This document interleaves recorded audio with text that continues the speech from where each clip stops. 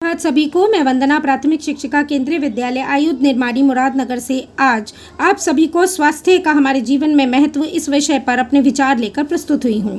प्यारे बच्चों, आजकल की टेक्नोलॉजी ने हमारे जीवन को पूरी तरह से बदल कर रख दिया है। हमारी दिनचर्या पूरी तरह से अस्त व्यस्त होती जा रही है। लोग अपने बिजी शेड्यूल और भागती दौड़ती ज़िंदगी के बीच में फंसे रहते हैं, जिसका असर हमारे स्वास्थ्य पर पड़ रहा है और हम अपने आप को समय देना ही भूलते जा रहे हैं।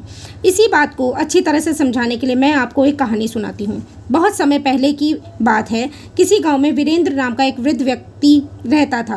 वह 80 साल का था, परंतु वह 40 साल के व्यक्ति से भी ज़्यादा स्वस्थ लगता था। सभी लोग उसके स्वस्थ रहने का रहस्य जानना चाहते थे, परंतु वह कभी भी किसी को कुछ भी नहीं कहता था। एक दिन राजा को भी उसके बारे में पता चला और वो भी उसके स्वस्थ रहने का राज जानने के लिए उत्सुक हो गए। राजा ने अपने गुप्तचरों को उस पर नजर रखने को कहा। उसके गुप्तचर वेश बदलकर उस पर नजर रखने लगे। अगले दिन उन्होंने देखा कि वीरेंद्र भोर में उठकर जा रहा था। वो भी उसके पीछे चलने लगे। वह मीलों चलता जा रहा था, फिर एक पहाड़ी पर चला गया और वह गुप्तचरों की आंखों से ओझल हो गया। फिर वे सभी गुप्तचर वहीं पर उसका इंतजार करने लगे। लौटते समय वीरेंद्र के हाथों में कुछ फल थे। गुप्तचरों ने सोचा कि ये इन फलों को खाकर ही वह इतना स्वस्थ है। अगले दिन उन्होंने राजा को सारा किस्सा कह सुनाया।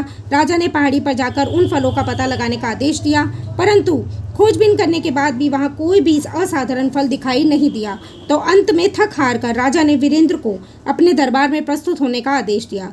राजा ने वीरेंद्र से पूछा कि तुम्हारे स्वस्थ और खुश रहने का क्या राज है। वह बोला कि मैं पहाड़ी पर जाकर एक रहस्यमय फल खाता हूँ, वही मेरे प्रसन्न रहने और स्वस्थ रहने का राज है। राजा बोला, चलो हमें भी ले चलो और दिखाओ कि कौन सा रहस्यमय फल है। वीरेंद्र सभी को पहाड़ी पर ले गया और वहाँ एक पेड़ दिखाया और बोला कि यही वह रहस्यमय फल है जिसे मैं रोज़ खाता हूँ। राजा को बहुत गुस्सा आया और बोला, तुम हमें मूर्ख समझते हो? यह फल हर रोज़ हज़ारों लोग खाते हैं, परंतु सभी तुम्हारी तरह स्वस्थ क्यों नहीं है? वीरेंद्र बोला, महाराज, हज़ारों लोग जो फल खाते हैं वह पेड़ का फल खाते हैं, परंतु जो मैं खाता हूँ वह पेड़ का फल नहीं है, मेरी मेहनत का फल भी है। मैं इसे खाने के लिए कई मील चलता हूँ, जिससे मेरे शरीर की वर्जिश भी हो जाती है और सुबह की स्वच्छ हवा बड़ी जड़ी बूटी का काम करती है।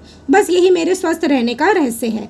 अब राजा उसकी बात समझ गए थे। उन्होंने वीरेंद्र को सम्मानित किया और अपनी प्रजा को शारीरिक श्रम करने की नसीहत भी दी। आशा है आप सभी को इस कहानी से बहुत कुछ सीखने को मिला होगा।